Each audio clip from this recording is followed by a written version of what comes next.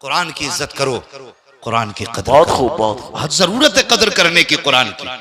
आज बंदा कदर करने तैयार नहीं। सूर्य बकरा पढ़वाने बुला रहा है 40 दिन पढ़वाता आदमी, और पैसे कितने देता?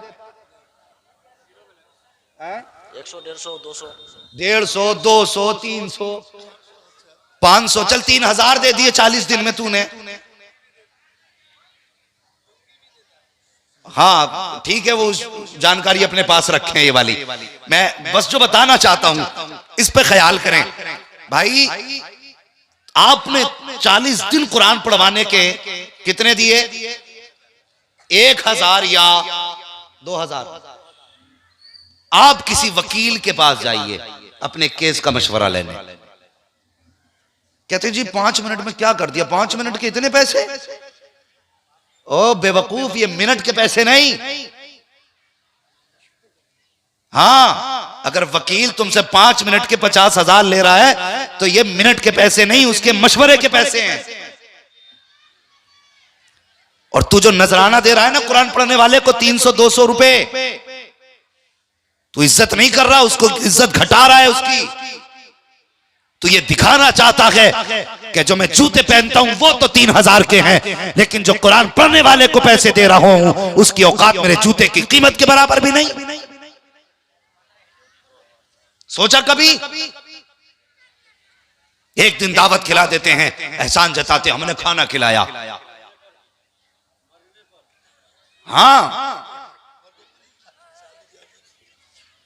हजरत जी, मैयत का कोई खाने मिलता भी तो नहीं ना इन्हें, मजबूरी में खिलाते हैं। अगर गुंजाइश रखी होती ना शरीयत ने, अब्बा के तीजे का खुद खा ले, अब्बा को सवाब मिलेगा, तो ये खुद 40 दिन फ्रिज में रख के खाता, किसी कुरान पढ़ने वाले को कभी ना बुला। हक है। अगर तुम्हें इनसे प्यार होता ना तो सिर्फ तीजे में दावत ना करते, इनसे प्यार होता सिर्फ 40वें में दावत ना करते, अगर इनसे प्यार होता तो सिर्फ फातिहा में दावत ना करते, अगर इनसे प्यार होता तो बेटे के वलीमे पे आलिम की दावत होती, अगर इनसे प्यार होता तो बेटी की शादी पे उलमा की दावत होती। और तेरे दरवाजे पर जब दावतों के एहतमाम होते हैं, कह देता मौलाना बच्चों की दावत है मदरसे की, कह के भूल जाता है। तेरे दरवाजे पे हर शख्स खा के चला गया, लेकिन मदरसे में पढ़ने वाले तलबा गर्दन झुका के बैठे हैं। और यार ये इतने बेगैरत भी तो नहीं जो तेरे एक कहने पे उठ के चले जाए, जब तक तू बुलाने नहीं आएगा। ये फाके से मर तो सकते हैं लेकिन तेरे दरवाजे पे कुत्ते की तरह खड़े नहीं हो सकते हैं। इनके अंदर जो हया है, खुदा की कसम आज भी ये हया मुस्तफा की चौखट से आ रही है। जो इनकी तबीयत में गैरत है, ये तेरे खून की गैरत नहीं बल्कि मदीने वाले मुस्तफा के जुनून की गैरत है। सुभान अल्लाह, सुभान अल्लाह। बहुत खूब, बहुत। ये मर तो सकते हैं लेकिन बिन बुलाए तेरे दस्तरखान पे नहीं जा सकते। तूने सुबह को कह दिया आ जाना और जाके यारों में लग गया। ये टेबल लगाओ, कौन बैठेगा? कोट पैंट वाले आ रहे हैं, वो आ रहे हैं जो गधों की तरह खाते हैं। हक है। गधा बैठ के खाता, खड़े होके कैसे खाता गधा? बोल क्यों नहीं रहे कि खा के आए हो किसी दावत में? लग रहा है कहीं ना कहीं हाथ मारा है। हमारा इस्लाम इतना मुहज्जब है, इस्लाम का एक एक फैसला ना, खुदा की कसम ये साइंस कितनी भी उड़ ले, कितनी भी उड़ ले, मेरे मुस्तफा के कदमों से लगने वाली धूल के बराबर नहीं हो सकती। सुभान अल्लाह, सुभान अल्लाह। हक है, कितनी भी उड़ जाए, बेशक मेरे हुजूर का एक एक फैसला पूरी कायनात के लिए हक है और उसी में कायनात की भलाई है। क्या बात है। खड़े होके खाते हैं। आज डॉक्टर कह रहे हैं जो खड़े होके खाएंगे उनके मैदे खराब हो जाएंगे, आंत कमजोर होगी जो खड़े होके खाएंगे। जो खड़े होकर पानी पिएगा उसके गुर्दे फेल होने का खतरा, ये डॉक्टर आज कह रहा है। लेकिन 1400 साल पहले मेरे मुस्तफा ने बताया था, जब भी खाना मेरे तरीके पे बैठ के खाना, जब भी पानी पीना मेरे तरीके पे पीना। या रसूल अल्लाह मिलेगा क्या? खुदा की कसम आज भी गुंबद खजरा से आवाज आती है, रह गई मिलने की बात तो सुन, मेरे तरीके को फॉलो कर, दुनिया में शिफा मिलेगी, आखिरत में अल्लाह जन्नत अता फरमा दे। सुभान अल्लाह, सुभान अल्लाह। बेशक। लेकिन टेबल लग रहे हैं, कितना बड़ा बदलाव आया जमाने में। तरक्की हुई है नहीं हुई है भाई? झूठ ना बोलो, बिहार में तरक्की हुई है। हाँ, वो कैसे रोड बन गए? हाँ, ये तरक्की हुई है बिहार में, ये रोड बन गए। लेकिन उसके बाद एक तरक्की और हुई और उससे पहले से ये तरक्की थी। आप सोच रहे होंगे पता नहीं मौलवी अब किस तरक्की की बात करे। अब ये तरक्की हुई है कि पहले और अब में कितना फर्क हुआ है। पहले खाने वाले शराफत से बैठते थे, खिलाने वाले टहला करते थे, ये ले लें, ये ले लें, ये ले लें। लेकिन आज खिलाने वाले खड़े हैं और खाने वाले टहल रहे हैं। यही है ना, पूरे पूरे टेबल सजा दिए, वो पलट लेके चल रहा, उसमें घूम रहा, सोच रहा ये उठाऊं कि ये उठाऊं, ये खाऊं कि ये छोड़ूं। ऐसा कंफ्यूज कर डाला कि उसने प्लेट इतनी भर ली कि वो एक तरफ से पकड़े पकड़े टूट के गिर गई। ये तब्दीली हम में आई, ये वजह है हमारी दीन से दूरी की। हम इतना खाने लग गए कि हम सिर्फ सोने पे हमारा दहन रहने लगा, हमें कुरान की याद ना आई। वो प्यारे सुन, अगर दुनिया में वक़ार चाहते हो तो कुरान से प्यार करो, दुनिया में सुकून चाहते हो तो कुरान से प्यार करो, बीमारियों से बचना चाहते हो तो कुरान से प्यार करो, मुसीबतों से छुटकारा चाहते हो तो कुरान से प्यार करो, अगर दुश्मनों पर हावी होना चाहते हो तब भी कुरान से प्यार करो, दुनिया में निजात चाहते हो तब भी कुरान से प्यार करो, आखिरत में निजात चाहते हो तब भी कुरान से प्यार करो। सुन प्यारे, कुरान सिर्फ बीमारियां काटने नहीं आया था, कुरान सिर्फ तुझे 40वें के लिए नहीं आया था, कुरान सिर्फ जिन्नात भगाने के लिए नहीं आया था, कुरान तो तुझे ज़ाब्ते हयात देने के लिए आया था, कुरान तुझे जीने का सलीका देने के लिए आया था, कुरान तुझे गुफ्तार का तरीका बताने आया था। कैसे चलना है तुझे कुरान से पूछना था, कैसे बोलना है तुझे कुरान से पूछना था, कैसे रहना है तुझे कुरान से पूछना था। अगर तेरी जिंदगी इन फरामीन की रोशनी में गुजरती तो खुदा की कसम रोना ना पड़ता, कदम तेरे होते मशीयत खुदा की आगे आगे हो जाती। तभी तो किसी ने कहा था खुदी को कर बुलंद इतना कि हर तकदीर से पहले खुदा बंदे से खुद पूछे बता तेरी रजा क्या। सुभान अल्लाह, सुभान अल्लाह। जिंदगी कुरान की रोशनी में गुजारो। लेकिन क्या करें, हमें फिक्र है तो बस नाक नीची ना हो जाए। टेबल लगाए हमने खाने के, अगर कोई भूला भटका गरीब आदमी, अफसोस होता है समाज पे।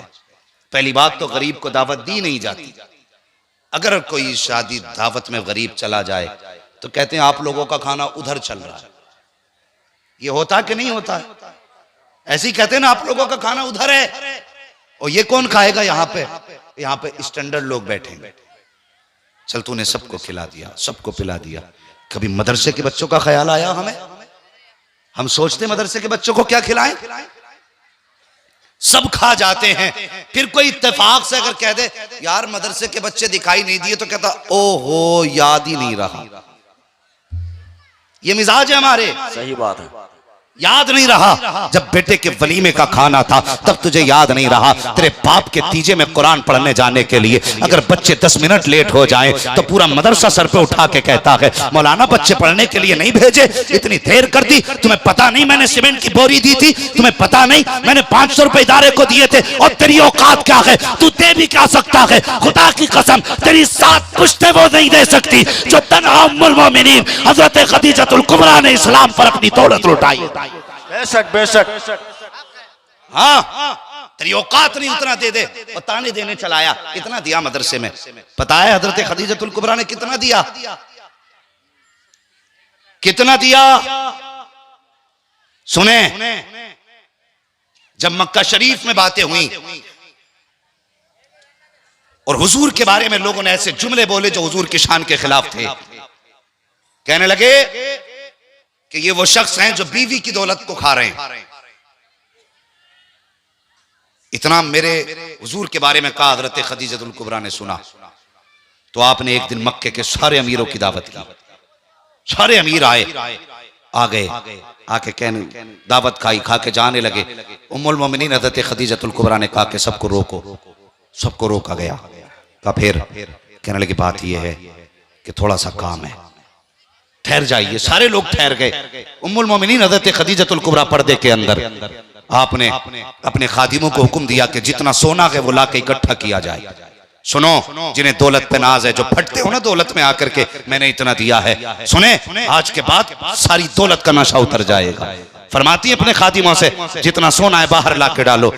मुअर्रिखीन ने लिखा है जब सोने का ढेर लगाया गया ना, इतना ऊंचा ढेर था कि 6 साढ़े 6 फीट का इंसान जो इस साइड में खड़ा होता था उस साइड के आदमी को नजर नहीं आता था। इतना बड़ा ढेर सोने का था। जो इधर खड़ा उधर वाला नहीं देख पाता और जो उधर वाला इधर वाले को नहीं देख पाता। का खदीजा बात क्या गए, आपने गर्दन झुकाई, कहने लगी आज से ये सारी दौलत मैंने अपने शौहर मोहम्मद रसूलुल्लाह के नाम कर दी। सुभान अल्लाह, सुभान अल्लाह। इतनी दौलत की मलका, हाँ इतनी दौलत की मालिकिन। जब विशाल हुआ तो आपके बदन पे कई जगह कपड़ों में पैबंद थे। कभी हमने दीन के लिए ये दुख उठाए, कभी दीन के लिए हमने तकलीफें बर्दाश्त की, कभी नहीं। हम तो ये सोचते हैं कि फ्री में जन्नत मिल जाए, फ्री में जन्नत मिले। और भाई जन्नत इतनी सस्ती भी नहीं जितनी समझ रखी है। मुश्किल है जन्नत का मिलना भी। इसलिए कोशिश किया करो अपनी दौलत मुस्तफा के नाम पे कुर्बान करो। हम जो खाते हैं, हमारा एक मिजाज रहता है यार कमाते हैं तो हम खाएं क्यों ना। आप जो खाएंगे वो खत्म होना है, जो मकान में लगाएंगे वो भी खत्म होना है, लेकिन जो पैसा आप कुरान पे लगाएं, दीन पे लगाएं, खुदा की रजा के लिए लगाएंगे वो खत्म नहीं होगा, बल्कि वो कयामत के लिए उठा के रख दिया जाता है। ये तब दिखाया जाएगा जब कफन चेहरे से हटेगा और जब बंदा एक एक नेकी को तरसेगा और कोई नेकी काम नहीं आती होगी और यार यार का नहीं होगा, बाप बेटे का नहीं, बेटा बाप का नहीं। वो बीवी जो एक आह पे शोहर के लिए तड़प जाती थी, वो शोहर जो एक आवाज पे बीवी के उठ जाया करता था, मैदान कयामत में कोई किसी का पुरसाने हाल नहीं होगा, कोई किसी की तरफ नजरें मिलाने तैयार नहीं होगा। इस डर से कहीं मुझसे ये नेकी ना मांग बैठे, कहीं मुझसे ये नेकी का सवाल ना कर बैठे। अगर एक दूसरे का तारुफ भी बंदा कराएगा तो दूसरा कह देगा मैं तुझे नहीं जानता। अगर कहेगा मुझे पहचान में तेरा बेटा हूं, कहा मुझे नहीं मालूम तू कौन लगता है। अगर माँ कहेगी मैं तेरी माँ हूं तो बेटा कह देगा मैं नहीं जानता। ऐसे माहौल में जब एक एक नेकी के लिए बंदा परेशान होगा, ऐसे मौसम में कुछ ऐसे भी बंदे होंगे जिनके पास एक नेकी की कमी होगी और वो नेकी नहीं हो रही होगी। खुदा की कसम फिर एक पर्चा लाया जाएगा और उसी पर्चे के बदले में जन्नत का टिकट दिया जाएगा। पूछा जाएगा ये नेकी कब और कहां की थी। फरिश्ते कहेंगे दारुल उलूम गौसिया के आगे बैठा था, सिर्फ 10 रुपए निकाल के दे दिए थे, आज उसी 10 के सिक्के ने तुझे जन्नत का टिकट अता करा दिया।